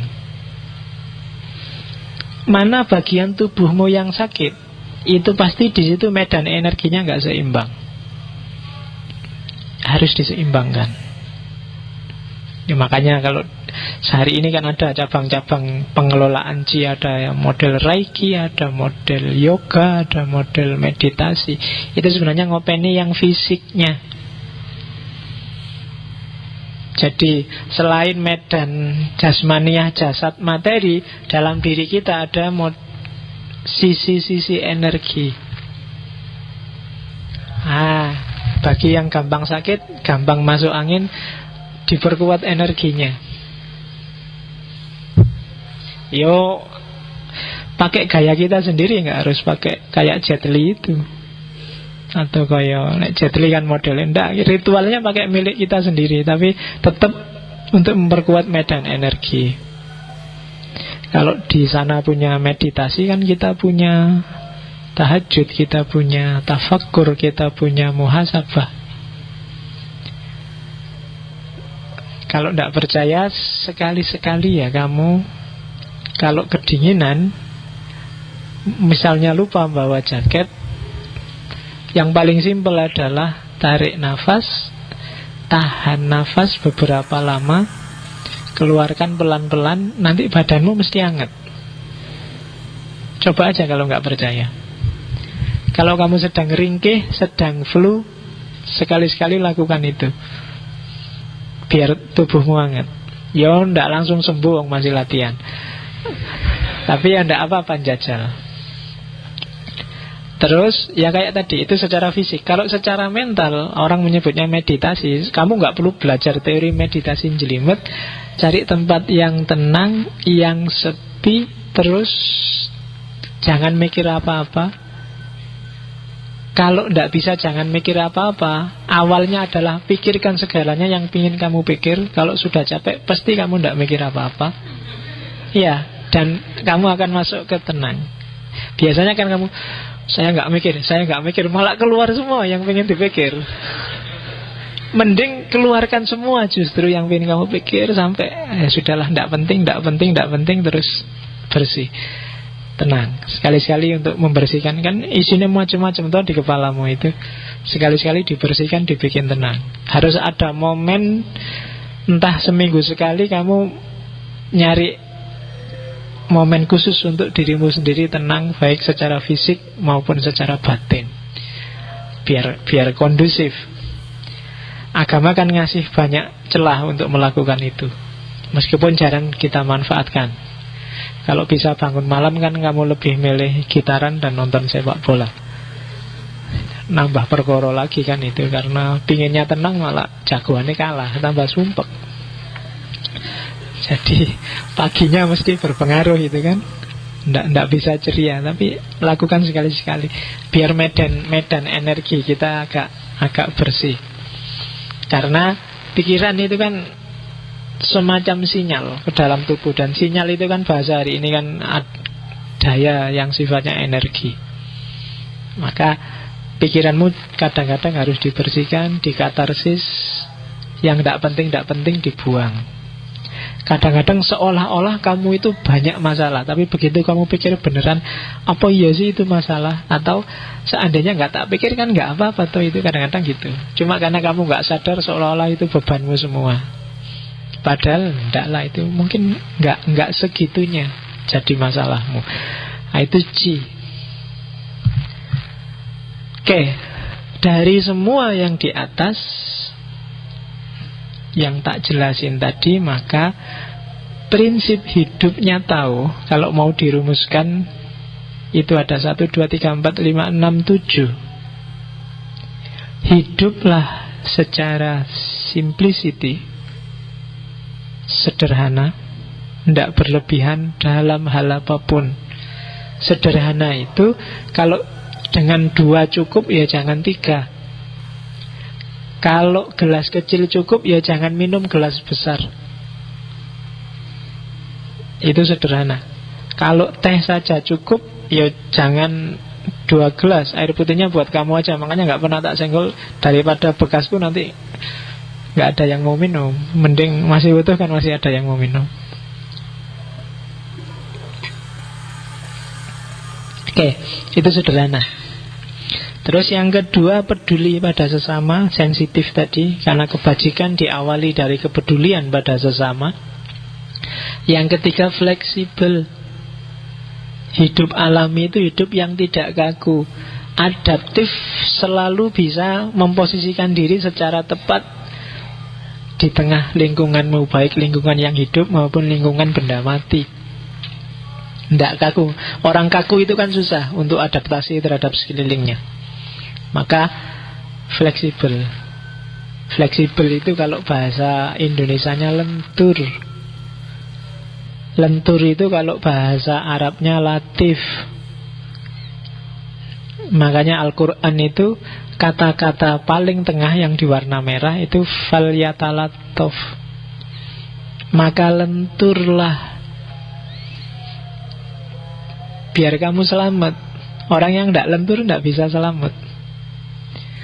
Kalau harus selalu A sama dengan A, pada gilirannya kamu akan ketabrak sesuatu, karena kadang-kadang ada sesuatu yang tidak mengizinkan A. Kamu harus lentur. Lentur itu ya ngerti kapan harus ngomong, kapan harus diem, kapan harus marah, kapan harus sabar. Itu lentur. Yang keempat, independence. Tidak tergantung, mandiri.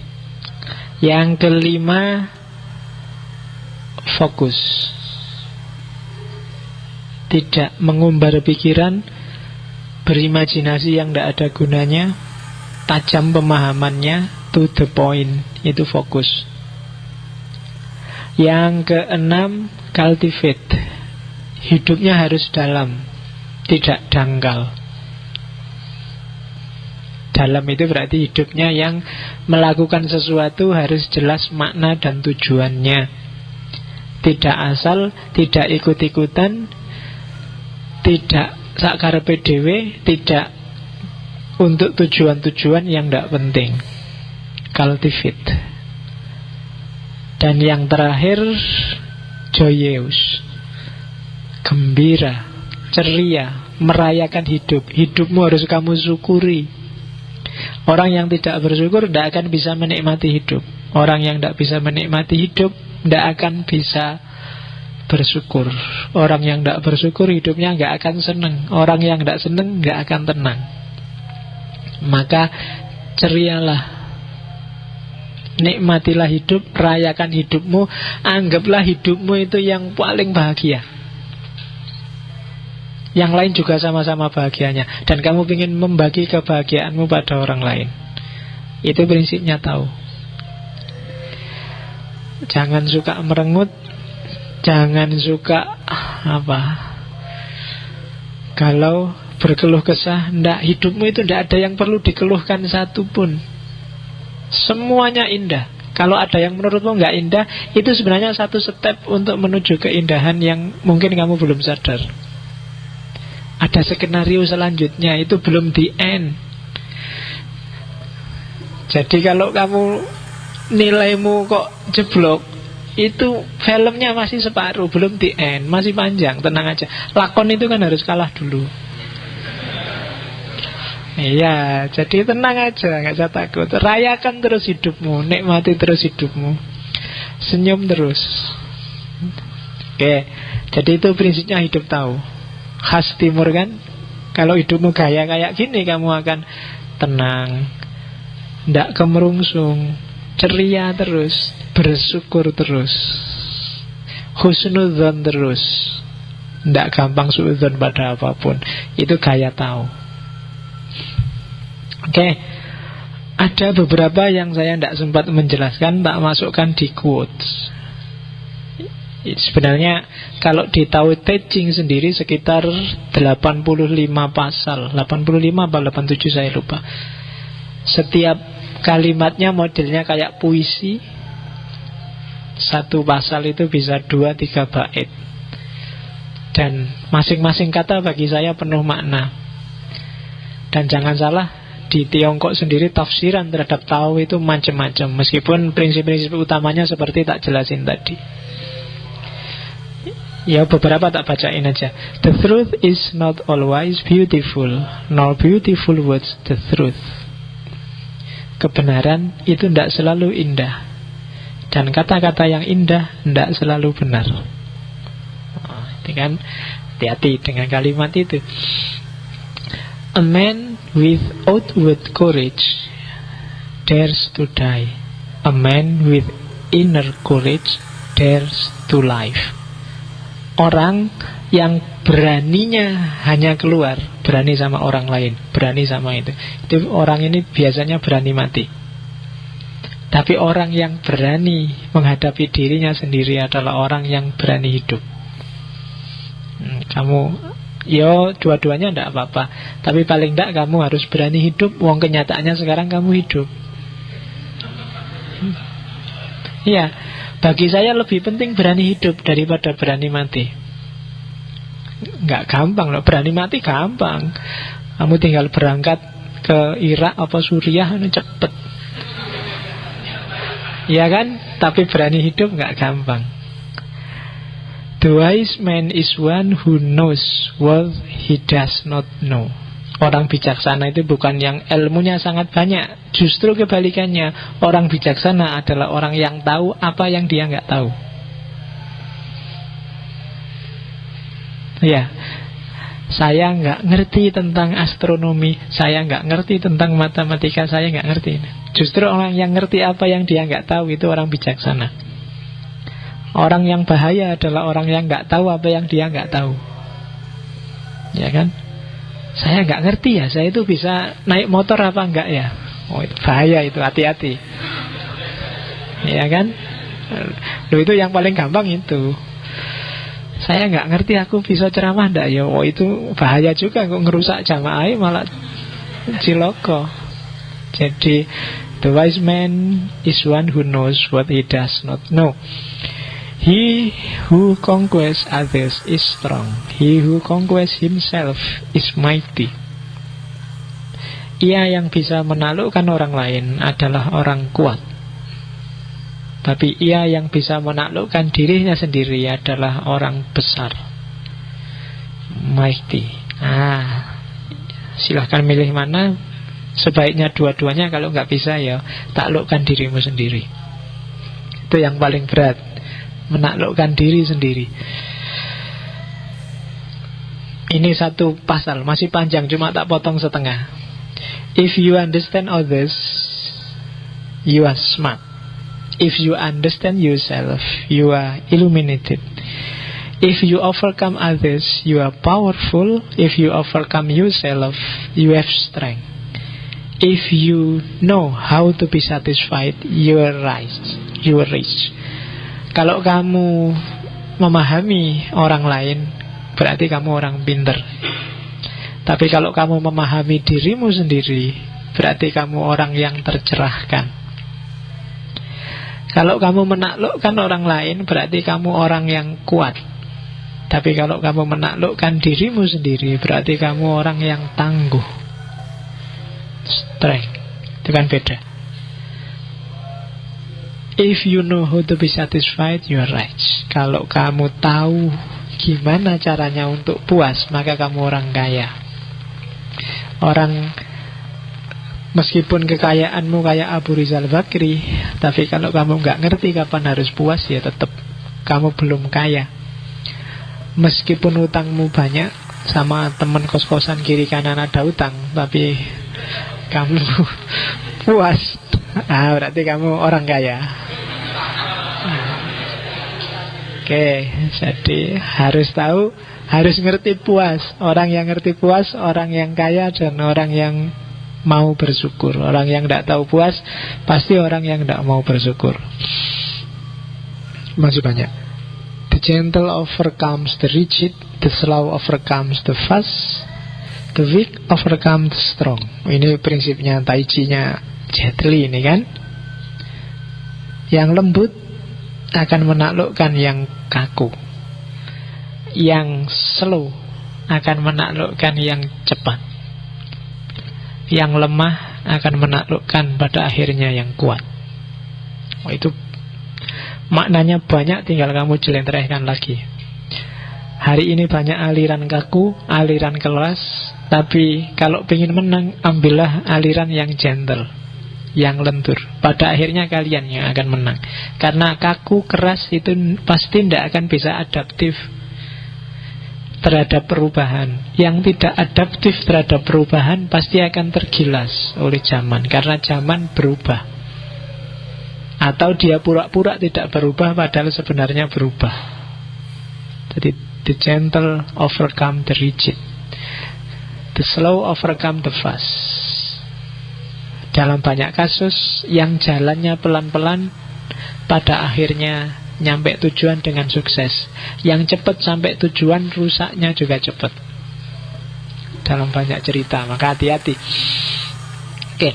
The master's power is like this. He lets all things come and go effortlessly without desire. He never expects result, thus he is never disappointed. He is never disappointed, thus his spirit never grows old. Kekuatan seorang master, seorang guru, orang besar, itu kayak gini loh. Kok mereka tangguh luar biasa? Karena mereka membiarkan segalanya, melakukan segalanya apa adanya, tanpa dibumbui hasrat-hasrat, keinginan-keinginan, ambisi-ambisi. Dia nggak pernah mikir hasilnya apa. Karena itu dia nggak pernah kecewa. Orang yang kecewa itu kan ketika dia punya karep, punya hasrat, punya ambisi, dan beda dengan hasil, maka dia kecewa. Tapi orang yang tidak mikir hasil, dia tidak akan bisa kecewa. Itu yang bikin para guru, para kiai, para ulama itu kelihatan besar dan tangguh. Karena mereka memasrah. Kalau kiai berarti memasrahkan semuanya pada Allah. Semuanya sudah skenarionya Allah, maka tidak ada kegagalan yang bikin mereka kecewa. Dan karena tidak bisa kecewa, maka mereka semangat terus. His spirit never grows old. Tidak pernah putus asa, nggak pernah terus, kalau gitu nggak usah lagi, kalau gitu nggak usah belajar lagi. Nggak, semangat terus. Itu rahasia hidupnya orang-orang besar. I have just 3 things to teach: simplicity, passion, compassion. These 3 are your greatest treasures. Aku hanya punya 3 hal untuk saya ajarkan pada kalian. Yang pertama, simplicity. Hidup apa adanya, sederhana. Kesabaran dan kasih sayang. Compassion. It is better to leave a vessel unfilled than to attempt to carry it when it is full. Ini kayak pepatah di pondok, mala yudraku kulluhu la yudraku kulluhu. Lebih baik biar saja ada satu sel, ada satu kotak, ada satu keranjang yang kosong, daripada berusaha baru berangkat kalau keranjangnya penuh semua. Dari awal sampai akhir ajarannya tahu tadi kan banyak itu macam-macam. Waduh Pak, berat Pak kalau dijalankan semua. Loh yuk, pelan-pelan, satu-satu. Jangan nunggu semua kamu bisa terus jalan. Kalau kayak gitu, tidak ada kebajikan yang kamu bisa jalankan. Kalau sementara baru bisa sabar, ya sabar. Kalau sementara baru bisa istiqomah, ya istiqomah dulu. Kalau sementara baru bisa telaten, tekun, ya tekun dulu. Itu tahu. Oke. Itu taoisme intinya. Ya sejarah dan macam-macamnya masih panjang, cuma itu pancingan aja. Tao adalah satu dari 3 orang bijaksana. Kalau orang Cina melihat, cara melihat kehidupan itu ada 3 tipe. Ada tipe Konfusius, ada tipe Buddha, ada tipe Lao Tse. Kalau Konfusius menganggap hidup ini agak kejut, agak asam. Kalau bagi Konfusius dunia ini tidak teratur, maka kita harus ngontrol. Lebih pesimis lagi Buddha. Kalau Buddha, hidup ini penderitaan, hidup ini ilusi, maka kita harus membebaskan diri dari ilusi dan penderitaan lewat jalan spiritual. Yang positif Lao Tse, yang ditahu ini, hidup ini sempurna dan indah. Oleh karena itu kita harus menjalani hidup apa adanya. Wong dia sudah sempurna dan indah. Yang bikin kacau kan kita yang mau pura-pura, kita yang mau macam-macam, kita yang mengotori dengan hasrat yang tidak jelas. Jadi dunia ini adalah guru yang luar biasa. Silahkan belajar secara alami apa isinya dunia. Itu yang pesan moralnya tahu. Melihat hidup secara optimis. Kalau Konfusius, hidup ini harus diatur dan dikontrol. Kalau Buddha, hidup ini harus dihindari dan kita harus bebas dari kehidupan ini. Kalau Lao Tse, kita harus hidup apa adanya secara alami. Nah, terserah mau ngambil prinsip yang mana. Minggu depan kita akan ketemu dengan Konfusius. Ya, dan di Cina Konfusianisme lebih laku daripada Taoisme. Kita tengok rahasianya di mana. Meskipun jan-jane Konfusianisme lebih tua daripada Taoisme. Pikiran-pikirannya Lao Tzu, beberapa pasal banyak mengkritik Konfusianisme. Tapi tak dahulukan Taoisme untuk menyiapkan mentalmu masuk ke Konfusianisme. Karena Lao Tse untuk melihat hidup lebih optimis. Kenapa Cina sekarang sukses? Karena ideologinya banyak manut Konfusianisme. Kita ketemu minggu depan dengan Konfusius. Untuk sementara kita dasari dulu dengan Tao. Tao banyak cocok dengan ajaran-ajaran Islam. Kayak tadi kan sebenarnya kalau dicari ayatnya ya ada semua pasti. Oke, malam ini itu semoga ada manfaat yang bisa diambil.